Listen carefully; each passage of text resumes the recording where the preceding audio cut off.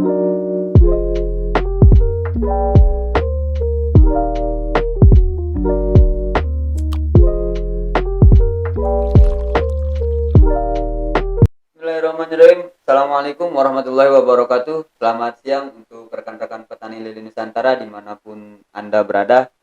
Alhamdulillah siang hari ini kita masih diberikan nikmat sehat walafiat panjang umur oleh Allah Subhanahu wa taala. Mudah-mudahan kita semua dalam lindungan Allah Subhanahu wa taala. Amin. Pertama-tama kita ingin memberitahukan bahwa pada hari ini podcast perdana kita yaitu Pocel atau podcast seputar lele. Di sini kita akan membahas tentang seputar budidaya ikan lele ataupun sifatnya edukasi. Nah, pertama-tama kita telah kedatangan narasumber yang insya Allah narasumber ini yang berkompeten di bidangnya gitu. Mungkin di daerah Bekasi narasumber kita ini sudah banyak yang mengenalnya. Nah, beliau ini adalah salah satu influencer juga nih di media sosial ataupun lebih tepatnya di Instagram gitu. Nah, mungkin untuk mempersingkat waktu langsung saja kita perkenalkan narasumber kita yang sudah ada di tengah-tengah kita.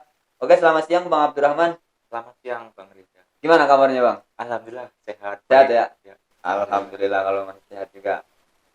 Selamat datang Bang di podcast perdana dari DT Farm ya, namanya ini Pocel gitu. Jadi kita akan membahas seputar budidaya ikan lele yang sifatnya itu edukasi. Jadi kita di sini tidak menjatuhkan petani manapun, tapi kita berusaha untuk mengedukasi teman-teman yang berusaha yang mempunyai usaha di budidaya ikan lele ini supaya memiliki knowledge atau pengetahuan yang lebih dalam lagi gitu jadi Bang. Nah, mungkin di daerah Bekasi ini sudah banyak ya yang kenal Abang gitu kan, yang secara apa namanya? Kalau saya pribadi mengetahui Abang itu influencer, Bang, di media sosial khususnya Instagram. Jadi ketika kan di DT Farm ini kan ada juga ya sosmednya di Instagram. Nah, itu banyak itu informasi yang tentang lele yang Abang share gitu kan. Gitu. Nah, mungkin Abang bisa memperkenalkan diri Abang dulu nih ke teman-teman yang mungkin belum mengenal Abang gitu kan. Oke Bang, terima kasih sudah mengundang saya untuk hadir di podcast Lele ini. Siap. Sebelumnya perkenalkan saya Abdurrahman Ahmad yang merupakan founder dan CEO dari Mancafish Breeder. Mancafish Breeder ini apa? Mancafish Breeder ini adalah suatu pemuda ikan lele yang fokus dari hulu ke hilir. Jadi emang fokus awal kami di pembibitan.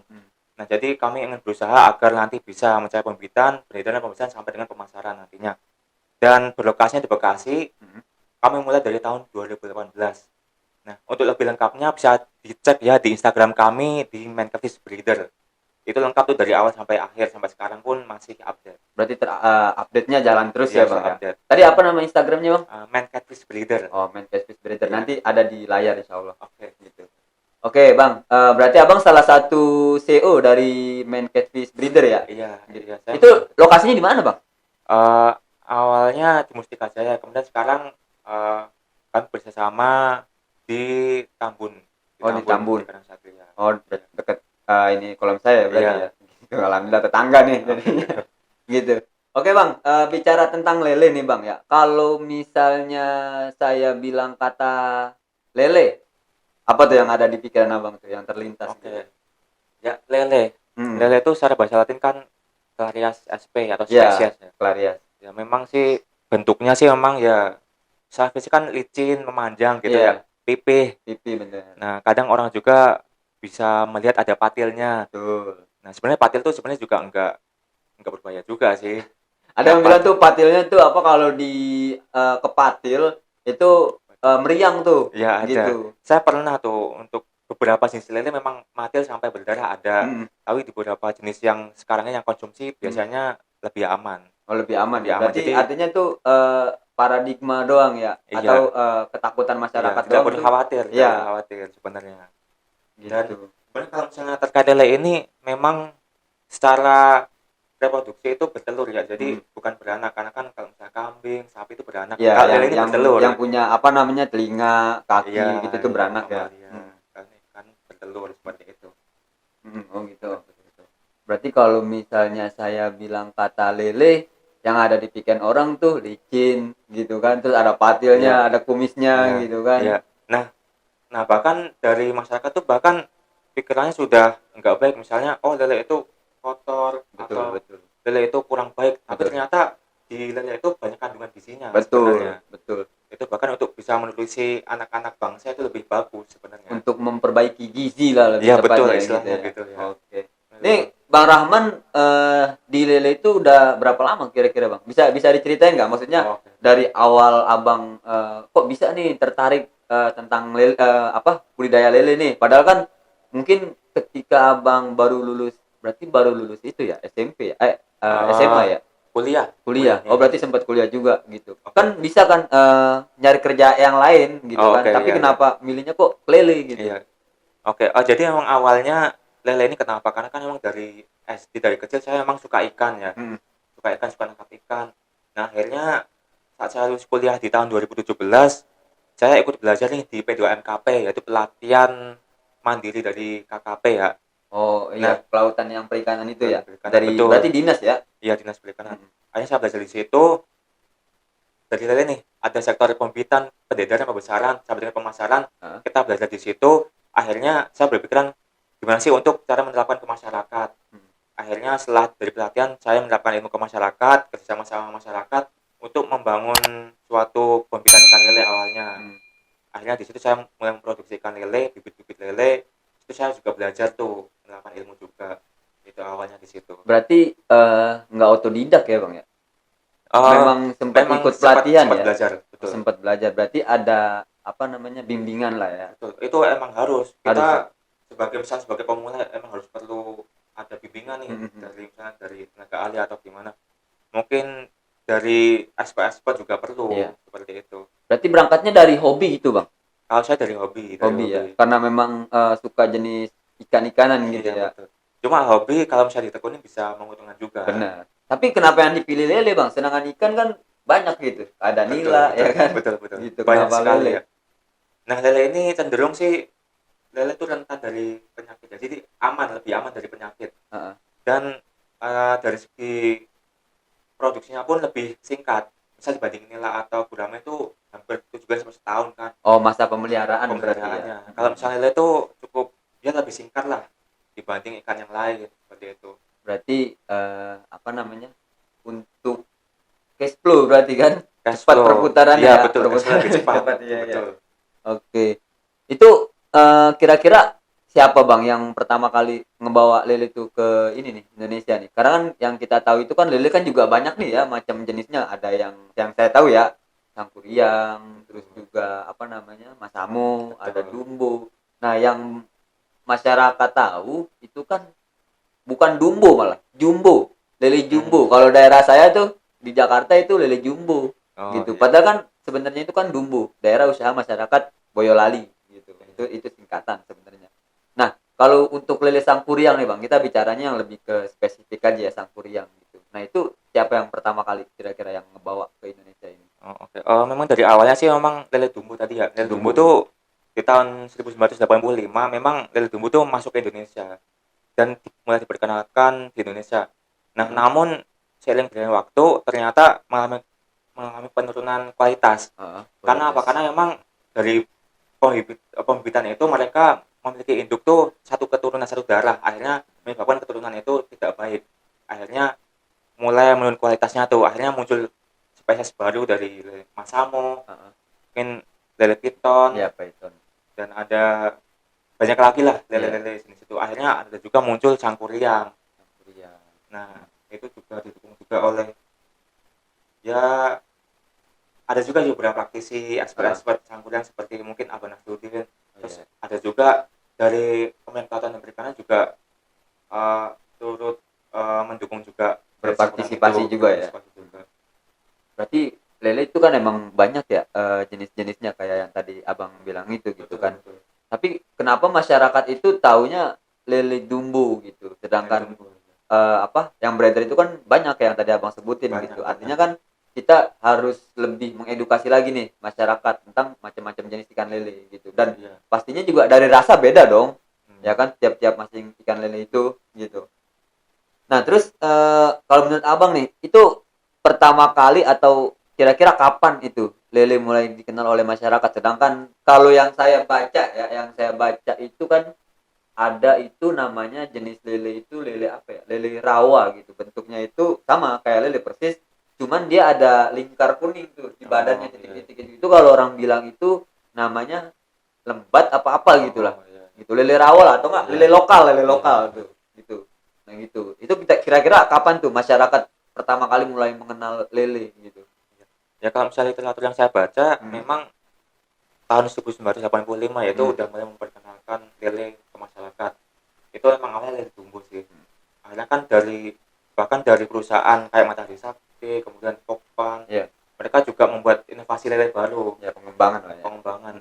Kemudian Balai Sukamandi juga melakukan lele mutiara Iya, juga kan. Memang banyak sekali sih, yaitu jenis lele. jadi tiap-tiap daerah itu mungkin tergantung mereka masuknya gitu. Mungkin di daerah kayak di Subang gitu kan, kebanyakan lelenya itu jenis mutiara gitu Oh, kan. iya. Terus kalau misalnya di Bogor, Jabodetabek lah itu Sangkuriang gitu kan. Iya. Gitu. Emang sih banyak apa namanya? Macam-macam lele ini Iya. gitu kan. Nah, kalau misalnya kita bicara lebih dalam lagi nih, kita lebih ke apa? Teknis budidaya nih gitu. Itu kira-kira ada gak sih tempat khusus untuk budidaya ikan lele nih? Karena kan Indonesia ini kan iklimnya macam-macam nih.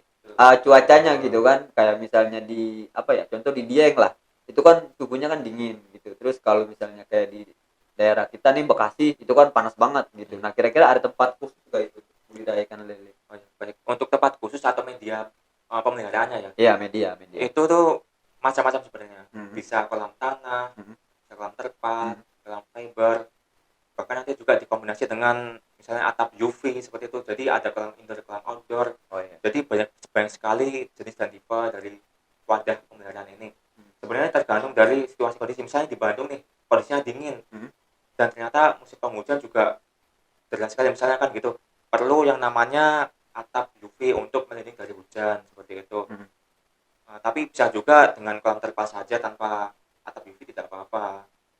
Kolam tanah juga bagus. Sebenarnya itu tergantung situasi dan kondisi lingkungan Tempatnya. masing-masing ya, ya. Berarti Seperti itu. apa namanya? Untuk luas tanah ada nggak pengaruhnya itu? Mungkin kan yang untuk daerah Jakarta ya, yang notabene itu memang lahan-lahan itu dialokasiin kayak misalnya bikin kontrakan, parkiran segala macam gitu. Nah, untuk orang-orang di ibu kota lah gitu kan. Nah, itu bisa nggak dengan lahan yang minim gitu kan? Mereka itu ingin nih budidaya gitu. Menurut saya ya terkait lahan yang sempit di ibu kota itu kan Iya. semakin sempit kan. Mungkin bisa diakali dengan cara segmentasi secara pabrikasi, artinya dari sistem skill atau kemampuan kita ubah dengan sistem manajerial, artinya kita bagi-bagi segmennya. Misalnya segmen dia tuh lahannya kecil nggak apa, cuma misalnya dia cukup di pembibitan, pendedaran, jadi dibagi-bagi segmennya. Jadi kita sistem kerjasama, jadi nggak mungkin kalau misalnya kita ambil alih semua nih, kita perlu lahan yang sangat luas. Oleh karena itu perlu kita kerjasama nih antar petani seperti itu. Oh, berarti sistemnya itu kayak ini ya, apa? Kemitraan gitu ya. Betul, bisa juga Karena di kan kalau kemitraan. kemitraan itu kan sistemnya itu kan simbiosis mutualisme gitu. Artinya Iya. kayak di saya nih di Mm-mm. DT Farm gitu kan. Iya. Kita ada beberapa segmen kemitraan juga gitu, sistem kemitraan. Kalau beli bibit di kita, hasil panen kita tarik Oh gitu. ya, ya Jadi itu. yang budidaya yang memang baru skalanya hobi gitu kan, yang punya 2 kolam, 3 kolam gitu. Nah, itu mereka bisa membeli bibit di kita, hasil panennya kita tarik gitu. Dan itu kan nggak membutuhkan lahan yang begitu luas gitu Iya, kan, betul, dengan 2 kolam atau betul. 3 kolam mereka mampu membudidayakan ikan lele ini. Nah, ketika ini worth it atau apa namanya masuklah secara hitung-hitungan segala macam, mereka bisa expand ke daerah-daerah luar atau mungkin sewa lahan segala macam gitu kan. Betul. Berarti sistem kemitraan masih berlaku gitu ya Iya, untuk daerah-daerah ibu betul. kota gitu. Iya. Oke, nah secara bisnisnya gini bang, bicara bisnis, peluangnya ada gak itu bang lele? Kan kalau apa ya, yang kita tahu kan apa-apa serba naik sekarang gitu kan, mulai dari pakan, BBM, juga yang lain-lainnya gitu, bahan pokok itu kan naik semua gitu. Nah, kira-kira ada kan nih peluangnya nih? Gitu, jangan sampai kan jadi gini bang, saya pernah apa ketemu sama orang gitu, mereka sharing dengan saya gitu, budidaya lele nggak ada untungnya, kata mereka gitu. Lah saya bilang kalau nggak ada untungnya kenapa petani masih pada hidup, kan begitu logika simpelnya gitu. Nah, karena gini, lele itu kan memang komoditas yang paling unggul di pasaran gitu, tapi kan harga jualnya nggak setinggi ikan-ikan yang lain ya kan? Mungkin kayak misalnya ikan gurame gitu kan, itu kan harganya di pasar sekitar 60.000 range-nya. Kalau lele kan mungkin ya sekitar 25, 26 sampai 30 lah paling tinggi gitu kan. Nah, itu kan jauh perbandingannya gitu. Nah, apakah di situ masih ada peluang usahanya gitu, Bang? Sebenarnya kita jika melihat lebih dalam ya, Mhm. ternyata lele ini banyak sektornya ya. Iya. Dari pembibitan, kemudian perdagangan benih, artinya kayak reseller gitu kan. Heeh, heeh. Kemudian lanjut lagi ada pendedaran, Mhm. lanjut lagi ada pembesaran, sampai dengan segmentasi untuk perdagangan lele konsumsi. Iya. Dan nanti tidak berhenti di situ juga, artinya ada pengolahan untuk mengolah lele, sampai dengan perdagangan olahan lele. Itu banyak sekali segmentasinya. Oh, berarti lele sekarang udah bisa jadi olahan ya, Bang? Oh bisa, itu bahkan kayaknya memang lele menjadi segmentasi premium itu, bahkan ada juga tuh yang premium sampai ke mall-mall atau ke Iya, iya. swalayan atau bahkan ke ekspor juga Heeh. ada. Kayak saya kemarin pernah dengar sih dari teman saya itu yang memang mereka itu apa ya? Ini apa sih namanya? Olahan-olahan lele itu dibikin kayak semacam apa? Jadi unik gitu, Bang. Hmm. Di packaging rapi gitu kan.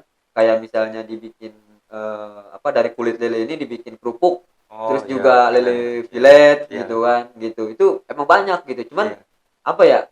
Nggak nyangka gitu. Lele itu iya, ternyata tuh lele gitu. iya, Bahkan ada yang iya, sampai bikin itu nugget, nugget lele gitu.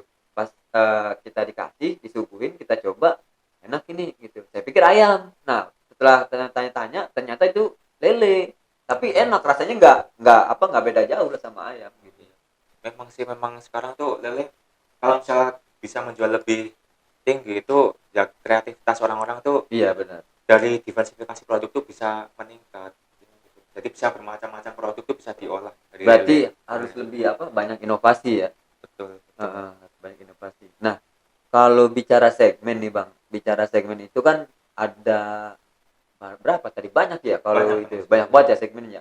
Kira-kira yang lebih bagus digunakan untuk pemula-pemula itu segmentasi yang mana Bang? Gitu. Jangan Oh sampai ya, ada beberapa macam segmen asal pilih aja gitu. Nah, ternyata ini segmen yang paling susah oh ya, ya. gitu. Kalau misalnya untuk pemula memang saya menyarankan untuk pembesaran ya, untuk Pembesaran berarti. pembesaran. Cuma emang pembesaran ini memang keterkaitan sekali sama ketersediaan benih. Betul. Nah, artinya misal jika misalnya benih ini ternyata lagi langka, Iya, petani pemula itu yang besar tidak kebagian benih, betul. karena pembibitan yang udah settle itu pasti lebih menjual ke pembesaran yang sudah settle Komit ya, juga, yang ya komit. sudah komitmen juga. Itu artinya dibutuhkan adanya bersama mitra, di Iya, situ ya, betul. perlu bersama mitra. Misalnya kalau misalnya pasar berlimpah, pasar benih berlimpah, Mhm. itu justru pembesaran itu yang pemula itu bisa mendapatkan benih Iya, dengan mudahnya. gampang ya. Namun saat panen raya itu bisa menyebabkan eh, dari hasil panen pembesaran yang pemula ini tidak bisa terserap. Karena apa? Karena terjadi panen raya yang berlimpah. Betul.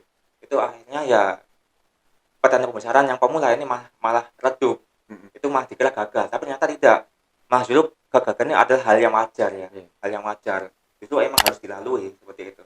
Memang sih apa dinamika pasar kayak gitu, Bang. Ketika Betul, permintaan betul, lagi tinggi, benih agak susah. Tapi ketika betul. permintaan agak menurun ya, itu benih banyak banget gitu. Kayak misalnya kan kalau kita ini untuk segmen pembesaran kan kiblatnya kan di Indramayu gitu. Ketika Hmm, Indramayu panen raya, hmm, wah itu harga main inilah pasar lah gitu kan. iya, iya. Gitu. Nah, memang yang paling efisien itu pembesaran ya Iya, kalau pembesaran untuk untuk pemula, pemula pembesaran ya. dulu ya, Mhm. pembesaran dulu. Cuma memang harus menggait kerja sama mitra pembibitan juga agar mendapatkan benih yang berkualitas dan benih yang kontinu seperti Heeh. itu. Ya, continue itu penting sih. Tapi mentor butuh gak, Bang?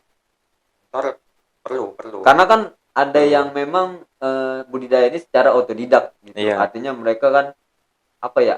Main asal coba aja gitu iya, kan. Ingin belajar survive, iya, cuman langsung aja dijor-jor aja gitu. Nggak taunya nanti iya. ada masalah, ada trouble di pertengahan jalan gitu. Nah, itu masalah juga dong, karena kan memang banyak sekali metode yang ada bertebaran di internet, bahkan YouTube itu, bahkan mereka pun mungkin tidak punya kolam ya. Iya, Mereka bahkan hanya mengamati dan mungkin tidak tahu ini bisa dilaksanakan atau tidak ya. betul. Nah, oleh karena itu perlu yang namanya expert atau mentor untuk melatih untuk petani pembesaran itu yang pemula. Mhm. Itu penting banget itu menurut Mentor saya. berarti penting ya. Penting, penting. Ya kalau nggak usah pakai mentor mah mungkin bisa dilihat YouTube aja gitu kan. Iya, Cuman kan cuma YouTube banyak banget dan itu belum tahu tingkat kematangannya, belum tahu. Iya, referensinya juga mungkin kadang yang asal bikin channel udah Iya. gitu, ya udahlah gitu asal ngoceh aja gitu kan. Cuman Iya. referensinya kan juga belum ini ya, belum Betul, tahu betul. gitu. Nah, kalau dalam bisnis atau budidaya nih, Bang, istilah kata ya, ada istilah kata. Sama aja ya. Nah, pasti kan nih nggak mungkin lancar, nggak mungkin stabil, pasti kan fluktuatif gitu, kadang naik, kadang turun ya. Nah, kalau ada orang yang ingin berbisnis budidaya ikan lele, tapi kendalanya ini yang paling sering dialami itu bakal ketemu apa tuh, Bang? Maksudnya trouble-trouble di pertengahan jalan nih ketika kita udah mulai membangun usaha budidaya ikan lele ini, apa sih ini kendala-kendalanya gitu. Jadi kan pemula ini kan ada apa ya, ada semacam kayak rem gitu kan, oh gue jangan ini nih takutnya nanti gue kayak begini gitu. Nah, kira-kira kendalanya apa?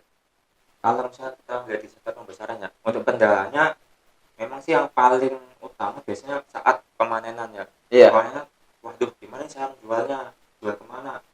Nah itu artinya perlu bersama mitra dengan Iya. yang mau mengambil lagi, dan kita ini juga harus milih-milih juga, artinya harus mitra yang benar-benar mengambil lagi dengan harga yang sepantasnya gitu kan.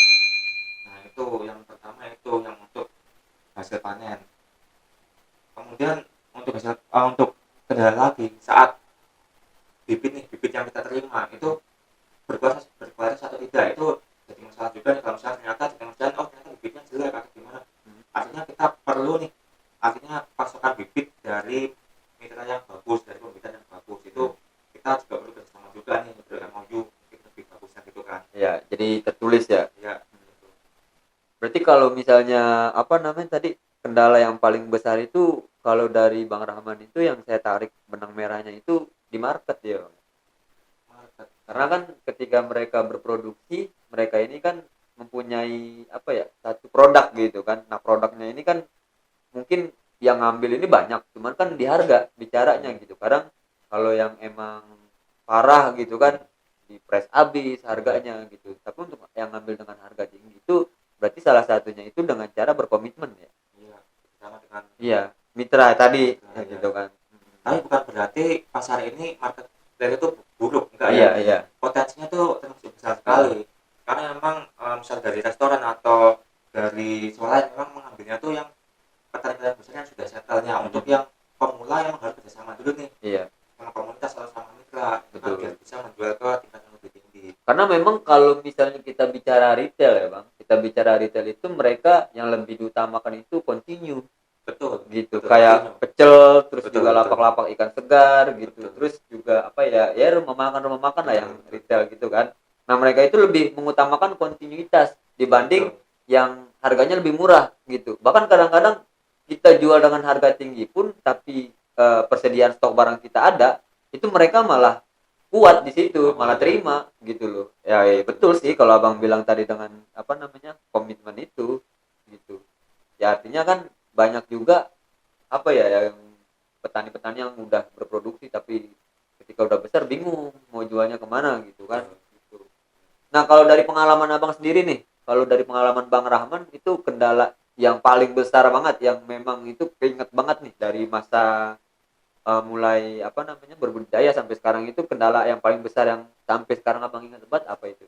Kami yang paling berkesan ya, setelah kita sudah memeliharanya dari awal kemudian sampai akhir mau panen, ternyata di tengah-tengah kita mengalami kematian atau mengalami stres ikan.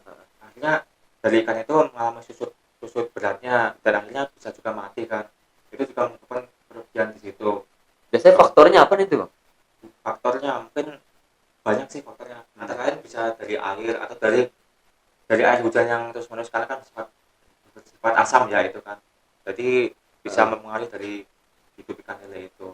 Tapi kalau misalnya air hujan ya, Bang, bukannya kita apa ya, nggak sepaham gitu. Kalau bicara air hujan, karena kan benar air hujan itu ketika turun itu kan dia kan mengandung asam kan. Nah, tapi kalau kita bicara secara logika, nah ini apa, bukan diluruskan, maksudnya sharing aja ya, Bang ya. Iya. Banyak di luar sana orang yang beranggapan itu air hujan itu nggak bagus buat ikan gitu. Tapi kalau saya pribadi nih ya, bukan artinya saya tentang argumen abang, enggak. Menurut saya pribadi itu kalau air hujan itu sangat bagus untuk ikan. Karena kenapa? Secara logika itu tumbuhan ketika dia kena air hujan itu dia malah tambah subur gitu. Nah, kita tanpa air hujan pun mungkin nggak bisa minum karena kan sumber air yang ada di sana ini kan berasal dari air hujan gitu. Nah, tapi kalau misalnya air hujan itu membawa sifat yang asam itu tadi saya setuju gitu, memang betul gitu. Tapi kalau untuk langsung masuk ke kolam, saya rasa sih nggak ada masalah bang gitu. Mungkin mungkin air hujan yang apa namanya kan kadang kan kalau petani itu kan ada apa ya namanya ya kayak asbes gitu ya. Nah, itu turun ke asbes, terus masuk ke air kolam. Nah, itu yang bikin bahaya karena kan kita nggak pernah tahu nih di asbes ini kan ada kotoran apa, ada debu apa. Nah, air hujan turun kena debu masuk ke dalam air itu mungkin yang jadi pengaruh gitu. Nah, kalau itu saya sih setuju. Cuman kalau misalnya air hujan yang langsung turun ke kolam itu kalau saya pribadi kurang setuju karena kan air hujan itu salah satunya kan berkah juga, rahmat juga gitu. Itu sih bukan adanya Iya. apa argumen ya, cuman ya sharing aja gitu. Iya. Gitu mungkin. Nah, Apalagi tuh kendalanya kira-kira bang? kendala selanjutnya sebenarnya dari segi SDM. Misalnya nih, SDM itu SDM apa? Sumber daya sumber daya manusia. manusia. Oh, Misalnya nih, kita sebagai owner nih, iya. ternyata punya SDM. Hmm. Kita latih dia SDM dari nol, kemudian sampai dia ahli. Ternyata malah justru SDM ini malah justru pergi ke perusahaan yang lebih benefit, artinya gitu kan. Oh, banyak itu. Berarti Banyak human error ya, biasanya. human error.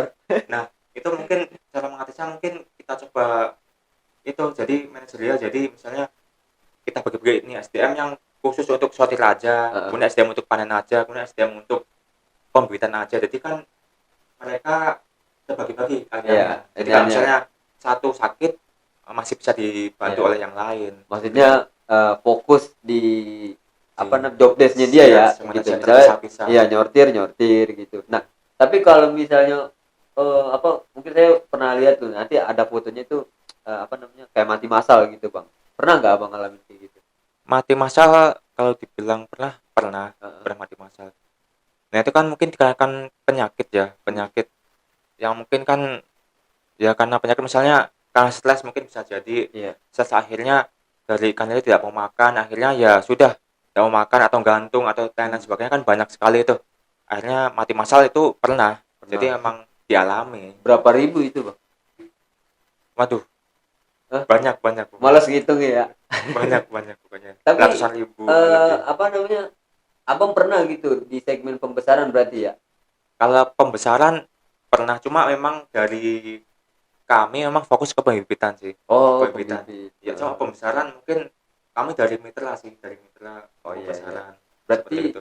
sistemnya kemitraan juga ya. Kementerian Nah, juga. kalau misalnya bicara pembenihan nih, ini kan kita kan beda guru beda ilmu gitu kan Bang Iya. ya. Nah, ini kalau saya boleh tahu itu sekali mijah, sekali produksi itu larva atau bibit yang dihasilkan sampai bisa kejual itu berapa banyak? Paling banyak yang pernah Abang dapat itu berapa banyak kira-kira?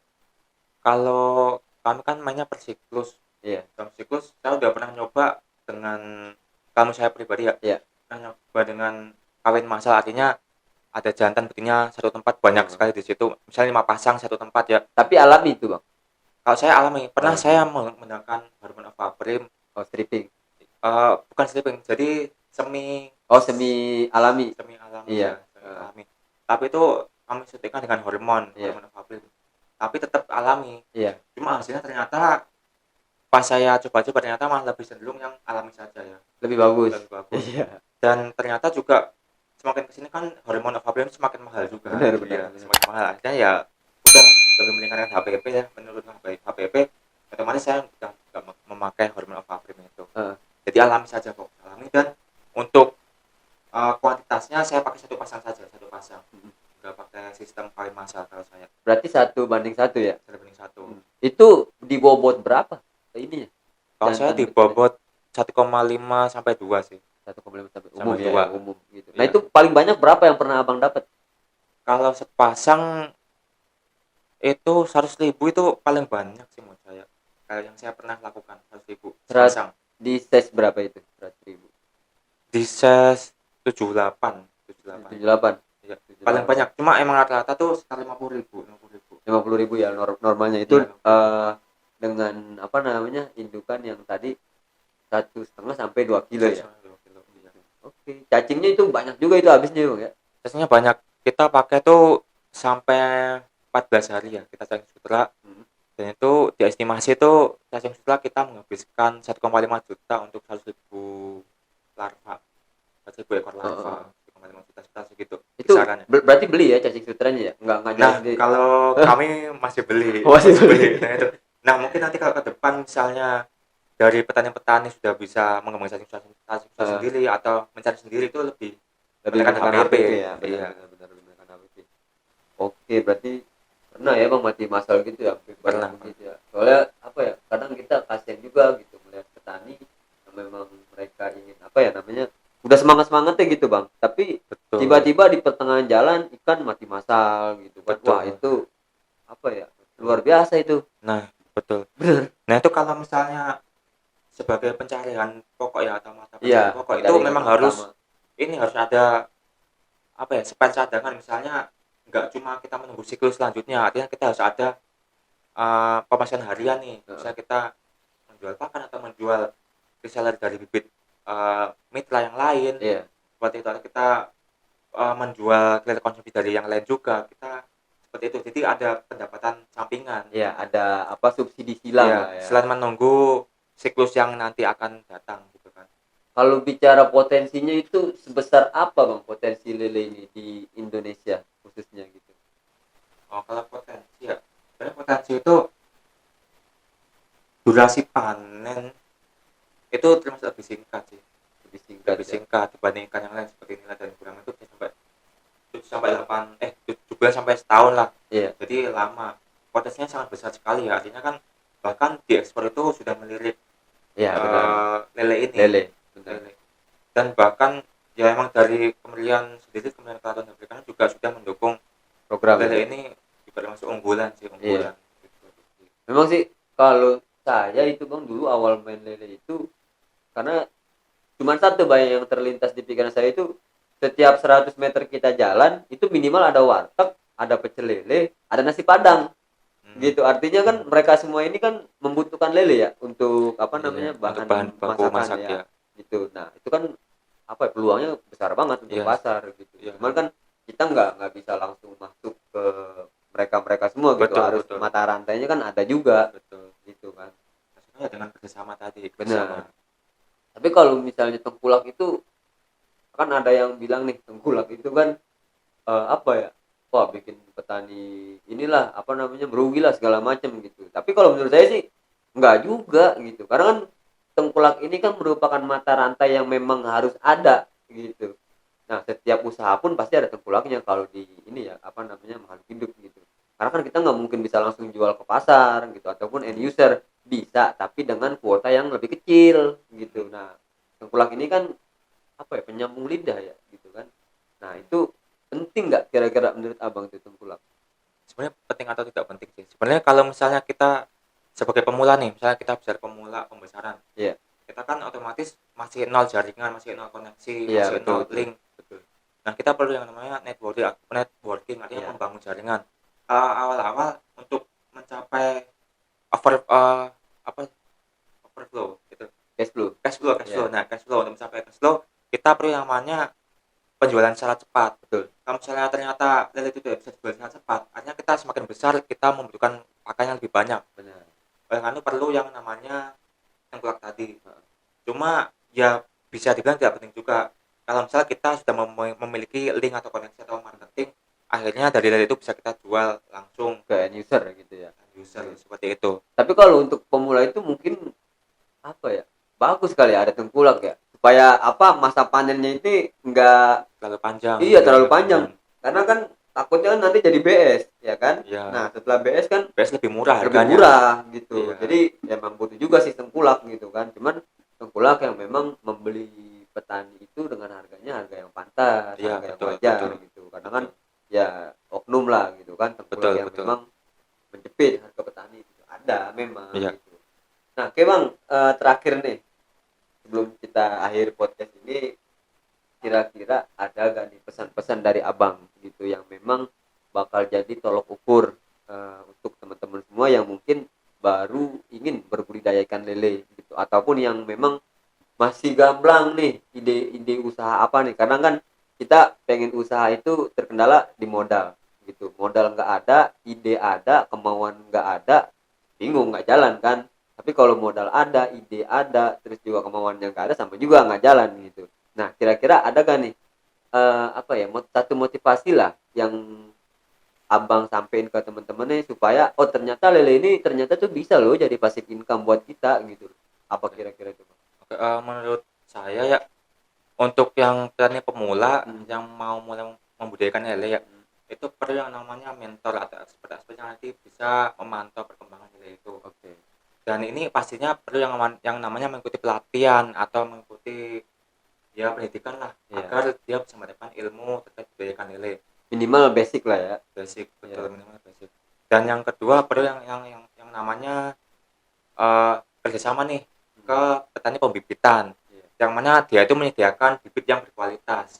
Karena apa? Karena nanti berpengaruh juga saat nanti panen dan seberapa berkualitasnya itu hasil panennya. Iya. Kalau misalnya bibit bagus, artinya nanti bisa berpotensi konsumsinya yang diproduksi juga bagus, seperti itu kan. Kemudian pesan dari saya juga, tidak perlu takut dengan petani yang sudah besar ya. Betul. Karena jika kita sudah memiliki ilmu atau memiliki potensi untuk belajar, itu kan SDM, artinya SDM di sendiri itu udah mampu. Karena kan memang kendala di pertanyaan pembesaran itu kadang dari SDM-nya itu, kadang SDM, oh ternyata orang yang sudah bisa malah kabur. Benar. Nah, itu Benar. artinya kita harus belajar sendiri tuh. Iya. Kita sendiri harus sudah belajar bahwa kita sudah memiliki ilmu budidaya ikan lele yang bagus. Itu. Jadi tidak perlu takut dengan petani pembesaran yang sudah besar. Tapi abang nggak nyinggung ke saya kan tadi SDM yang apa namanya udah bisa tahu-tahu kabur Oh. gitu kan. Oh, enggak sama sekali. Soalnya banyak banget bang gitu. Saya Iya. juga pernah ngalamin di masa-masa itu gitu ya, Iya. ketika saya udah bukan ngajarin sih ya, lebih tepatnya ngasih tahu nih Iya. gitu kan. Tapi udah bisa jalan sendiri. Oh, itu banyak banget gitu. Iya. Nah, itu wah banyak banget dah. Iya. Gitu. Wah, sering maksudnya apa ya? Itu emang hal paling penting di Iya. SDM karena human error itu mempengaruhi gitu. Oke, Bang, kalau yang saya tarik benang merahnya ya dari apa namanya? Tadi kita mulai awal sampai sekarang itu gitu. Memang saya sangat setuju dengan pernyataan Bang Abdurrahman ini gitu. Karena memang di lele itu kita salah satunya harus memiliki mentor gitu kan. Mentor ini penting karena kita kan nggak mungkin bisa otodidak gitu. Kita tahu-tahu melakukan apa namanya eksperimen ini tapi kendalanya banyak gitu. Nah, itu mentor penting. Nah, juga sekarang kan sudah banyak yang membuka beberapa pelatihan ya gitu. Tapi yang lengkap itu adanya di ini ya, Gadok gitu di Bogor gitu. Dan juga tadi yang kedua itu kemitraan gitu kan. Kemitraan ini memang penting karena kan siklus pasar itu kita nggak bisa baca, Bang. Karena fluktuatif naik turun gitu. Ketika banyak barang lagi banyak, otomatis permintaan rendah gitu kan. Nah, itu. Nah, komitmen itu penting dan juga sistem kemitraan sangat penting karena kita nggak perlu mikirin pasar kan, pasti hasil panennya kan abang tarik juga kan gitu. Nah, itu penting gitu. Terus juga tadi yang abang bilang jangan takut sama petani yang udah besar gitu karena kalau itu apa ya, nggak ada petani besar kalau nggak ada petani kecil gitu. Artinya yang besar ini bisa tumbuh karena dulu mereka pernah kecil kan begitu. Iya. Gitu. Nah, makanya di kolom saya itu kita ada slogan juga itu apa ya, orang susah nggak boleh lemah gitu karena kan kita sadar diri gitu kan, kita dari mana terus bisa sampai mana gitu kan. Nah, itu memang slogan yang apa ya, menurut saya itu saya bawa sampai kemanapun gitu gitu Bang. Jadi apa ya, ya mudah-mudahan banyak manfaatnya lah diskusi kita pada siang hari ini gitu kan Bang gitu. Mungkin saya mengucapkan terima kasih banyak nih Bang sudah bisa datang di apa namanya podcast Lele atau Pocel di DT Farm gitu. Merupakan narasumber yang perdana ini abang nih yang kemarin nih gitu karena kan kita bingung kemarin itu sempat diskusi sama tim gitu kan mau bahas apa dulu nih gitu kan, ada pulau segala macam segmen apa namanya inilah cuman kita kan harus berangkatnya dari lele dulu nih gitu ya. Makanya karena abang memang yang kita lihat influencer di Instagram yang banyak nge-share tentang lele ini apa sih gitu kan, kok bisa. Nah, makanya ya udah saya sepakat sama tim undang abang gitu. Nah, itu jadi saya sama tim dan yang lain-lainnya berterima kasih banyak nih bang udah bisa datang ke sini gitu kan. Mudah-mudahan banyak manfaat untuk teman-teman kita yang nonton juga yang ingin melakukan usaha budidaya lele ataupun yang ingin yang baru memiliki ide tentang usaha budidaya lele. Semoga mereka bisa apa ya, sukses juga seperti abang gitu. Nah, terakhir bang, kira-kira bisa nggak kalau orang ini ingin bermitra sama abang gitu. Bermitra bisa nanti kan kami dari tim ya, dari Iya. tim nanti bisa menyediakan bibit lele dan nantinya dari bibit lele ini bisa kami ambil kembali tentunya dengan MOU ya, pernyataan yang nantinya untuk kerjasama ke depan seperti itu. Nanti buat nomor telepon mungkin bisa langsung chat di apa Instagramnya tadi, Iya. main catfish breeder ya, main catfish breeder gitu. Oke bang, mungkin cukup itu aja. Mungkin apa namanya, saya mengucapkan sekali lagi terima kasih abang sudah bisa datang ke sini. Saya mohon maaf kalau ada kata-kata saya yang kurang berkenan nih gitu. Mudah-mudahan kita keluar dari sini gitu kan, ya sudah kita berteman baik lagi tanpa ada hal-hal yang ngeganjel di hati satupun gitu. Oke, terima kasih bang ya. Makasih banyak ya Pak. Oke teman-teman, alhamdulillah selesai juga podcast kita yang perdana ini. Mudah-mudahan seputar pembahasan tentang lele ini menjadikan kita edukasi untuk kita lebih belajar lagi, untuk kita lebih semangat lagi, untuk kita lebih fokus lagi di dunia usaha budidaya ikan lele ini. Dan untuk teman-teman yang ingin melakukan usaha budidaya lele ataupun pemula, bisa langsung belajar ataupun datang ke web kita untuk sharing ya, bukan belajar, sifatnya sharing gitu. Kita sharing, kita ngobrol, ngopi, santai gitu, atau bisa datang ke tempat kita atau tempat podcast yang ada di sini gitu. Oke, teman-teman, mungkin terima kasih. Kurang lebihnya mohon maaf. Assalamualaikum warahmatullahi wabarakatuh.